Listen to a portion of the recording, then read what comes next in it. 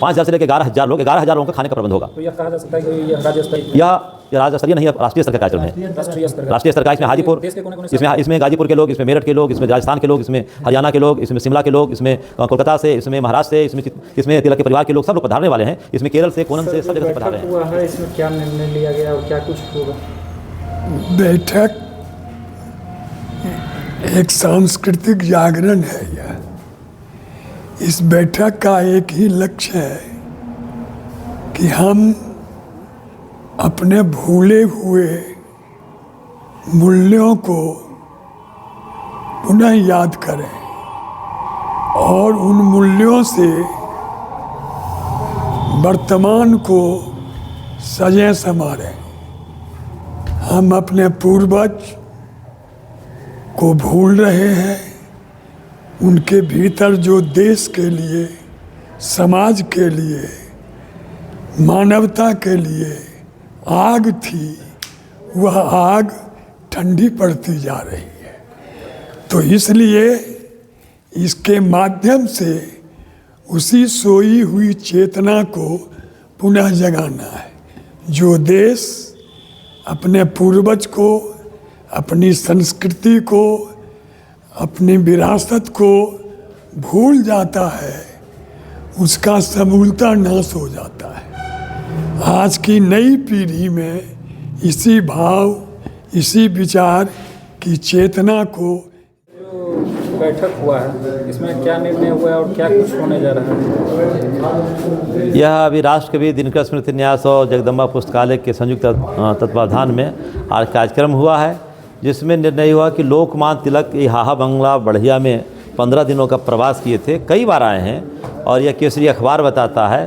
तो बहुत गौरव का क्षण है कि हम लोग इनकी स्मृति को लेकर, इनके योगदान को लेकर, इसमें महात्मा गांधी आए हैं, राजेंद्र बाबू आए हैं, इसमें सुभाष चंद्र बोस आए हैं, इसमें श्री बाबू आए हैं, रामदयालु बाबू आए हैं, इसमें बहुत सारे लोग आए हैं। तो इन लोगों का स्मृति में मूल रूप से तिलक आए हैं, उनके स्मृति में हम लोग यहाँ लोकमान्य तिलक स्मृति पर्व सामूहिक रूप से निर्णय किया गया कि पहले 9 मार्च था, अब वो 12 अप्रैल को किया गया, 12 अप्रैल 2025 को किया गया है और बड़े ही शानदार तरीके से किया जाएगा, जिसमें पूरे हिंदुस्तान भर से लोग पधारेंगे।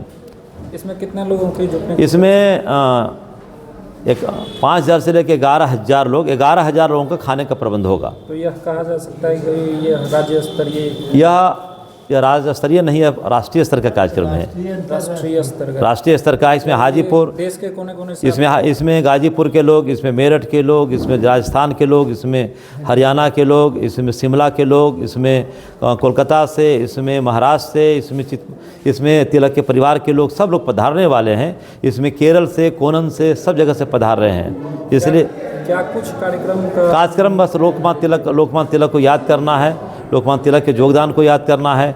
बढ़िया में जो यहाँ से संचालन किए थे स्वतंत्रता आंदोलन का, उसके बारे में चर्चा। नई पीढ़ी तक पूरा इसका मूल उद्देश्य एक लाइन का है कि नई पीढ़ी तक लोकमान्य तिलक के विचारों को पहुँचाना है। उस दिन क्या क्या कार्यक्रम होगा इसमें? उस दिन सेमिनार होगा सुबह में और 10 बजे से कार्यक्रम शुरू होगा। 3 सत्रों में बांटा गया है, 10 से 11, साढ़े 11 तक, फिर 11:15 से 1:30 बजे तक, फिर बीच में 1 घंटे का भोजन है। 1 घंटा भी लग सकता है, 1.5 घंटा भी लग सकता है, क्योंकि 11,000 लोगों का भोजन है। 2 बजे के लगभग में 3 बजे तक, 3 बजे से 4:30 बजे तक एक सेशन और होगा, तीसरा सेशन। उसके बाद नुक्कड़ नाटक है, सांस्कृतिक संध्या है, रसमृति का मंचन है, उर्वशी का मंचन है, गीता के श्लोकों पर नृत्य नाटक होगा और फिर होली मिलन भी है। होली समाप्त है, होली में सॉरी, यहाँ तो 9 मार्च का निर्धारित हुआ था। उसके बाद हम लोग कार्यक्रम विधिवत समापन करेंगे, एक परिचय भी होगा और भविष्य का शंखनाद किया जाएगा कि 24 अप्रैल को पटना के बापू सभागार में सबको चलना। बापू सभागार पटना में, 12 अप्रैल को बढ़िया, हाँ, वो बापू सभागार पटना में। दोनों कार्यक्रम नाम होगा समर शेष है। दिनकर जी की रचना है, समर शेष है नहीं पाप का भागी केवल व्याध, जो तटस्थ है समय लिखेगा अपराध। हम चाहेंगे कि सुभाष चंद्र राय साहब से, शांति निकेतन के प्रोफेसर हैं, यह कार्यक्रम के मुख्य अतिथि भी थे और ये न्यास के साथ पिछले 15-20 वर्षों से साथ में है। क्रांतिकारी इनका सहयोग मिल रहा है। आदरणीय सत्येंद्र बाबू जो कार्यक्रम की अध्यक्षता किए हैं, 1-2 मिनट सब अपनी बात आपसे रखेंगे। और आपसे निवेदन यह है कि पूरे बढ़िया वासियों, लखीसराय वासियों से कहें कि 12 अप्रैल स्वाभिमान का दिवस है, शौर्य का दिवस है, पराक्रम का दिवस है।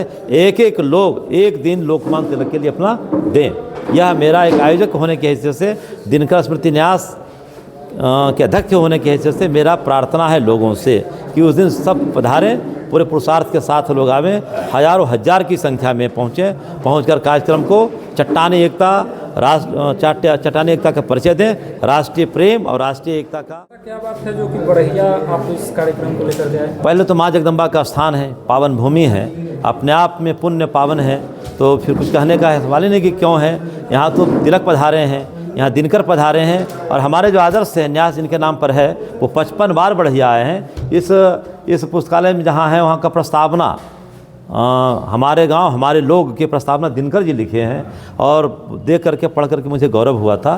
तो बड़े हर मामले में यह गांव नहीं है, यह एक अभियान है, यह एक आंदोलन है, यह शक्तिपीठ भी है, यह सांस्कृतिक केंद्र, यह एक सांस्कृतिक केंद्र है, एक सांस्कृतिक पीठ मानते हैं हम हैं। तो इसलिए यहाँ कार्यक्रम करना मेरे लिए, न्यास के लिए और सभी के लिए गौरव का विषय है। तिलक जब यहाँ पधारे, उनके वहाँ उनका चरण रज जब यहाँ है तो उनकी स्मृति को लेकर करना। तिलक मैदान तो है ही आपके सामने, जहाँ पर पधारे, जहाँ 2 लाख लोग 1904 में भाषण सुनने के लिए आए थे। इसका कोई प्रमाण है? केसरी अखबार में प्रमाण है ना, तिलक की यात्रा, मुजफ्फरपुर बमकांड मुजफ्फरपुर, जिस पर बॉम्बे हाई कोर्ट में दुनिया का सबसे लंबा बहस हुआ था, 21 घंटा 10 मिनट।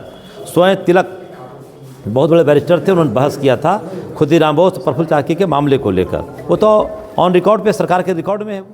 दिनकर स्मृति न्यास और यह जगदम्बा पुस्तकालय के समवेत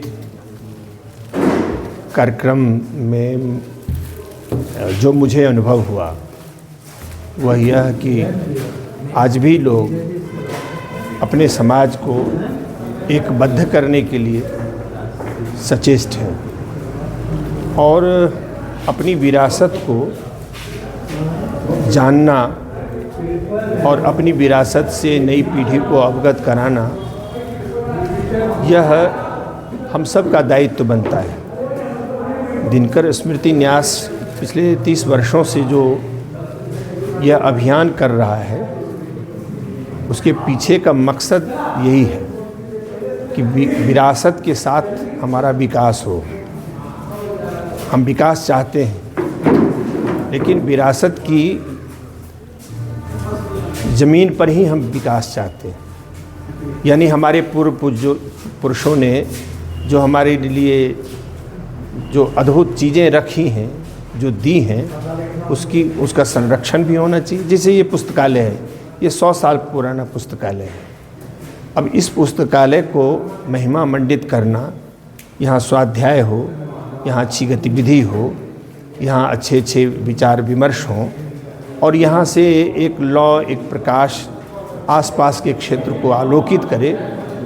ये दिनकर स्मृति न्यास के पीछे का यही है कि जहाँ जहाँ भी जाइए वहाँ इस अभियान को स्थापित कीजिए कि समाज स्वयं खड़ा हो जाए, विकास के लिए भी खड़ा हो, और एक समायोजन हो, समाज के बीच समन्वय हो, एक परिचर्चा भी हो। अक्सर आज की तारीख में देखिएगा कि संवादहीनता की स्थिति परिवार में पैदा हो गई है, समाज में पैदा हो गई है। तो ये संवादहीनता ही हमारे विकास में सबसे बड़ा अवरोध है। कई तरह की जो भ्रांतियाँ फैलती हैं वो संवादहीनता के अभाव में, तो समाजहीनता के कारण। इसलिए ये अभियान जो है इस हेतु है, और आने वाले 12 अप्रैल से लेकर 24 अप्रैल यानी दिनकर जी की पुण्यतिथि तक, 12 अप्रैल को पूर्णिमा का दिन है, और उस दिन से लेकर और 24 अप्रैल तक जो सांस्कृतिक पद यात्रा है, गांव-गांव में लोगों से मिलना, संवाद करना, और सामाजिक जो मुद्दे हैं उन मुद्दों पर एक सार्थक चर्चा हो, एक सार्थक निष्कर्ष हो। और ये लगातार अगर चर्चा होती रहेगी तो जो अवांछित जो गतिविधियां हैं वो दबेंगी, वो प्रभावित होंगी। नहीं तो पता चलेगा कि गलत लुटेरे जैसे लोग, जो असामाजिक तत्व हैं, वो प्रबल होते हैं। असामाजिक तत्वों का प्रबल होना मतलब ये है कि जो बुद्धिजीवी हैं वो शिथिल पड़ गए हैं, जो समाज के संवेदनशील लोग हैं वो सो गए हैं, शिथिल पड़ गए हैं।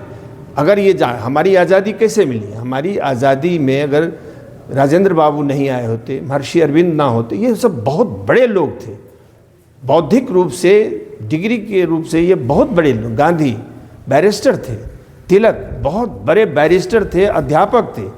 ये जिन तिलक महाराज जी की स्मृति में ये स्मृति पर्व है, ये महापुरुषों के इतिहास से ये बहुत बड़े थे, बहुत बड़े। लेकिन कोई 6 साल जेल रहे, कोई 8 साल जेल रहे, कोई 12 साल जेल रहे। मकसद क्या था भाई?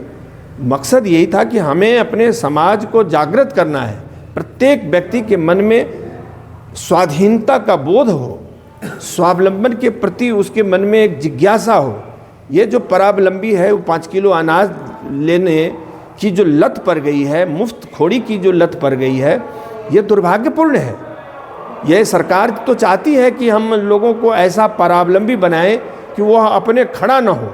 तो समाज को खड़ा करना भी ये संस्था का दायित्व बनता है कि वो स्वयं स्वाभिमानी हो। वो स्वाभिमानी होगा जब वो स्वावलंबी होगा। स्वावलंबन का मतलब है अपने पुरुषार्थ से वो अर्जित करेगा। किसी की दी हुई चीज़ों को लेकर हम क्यों लेंगे आपकी चीज़?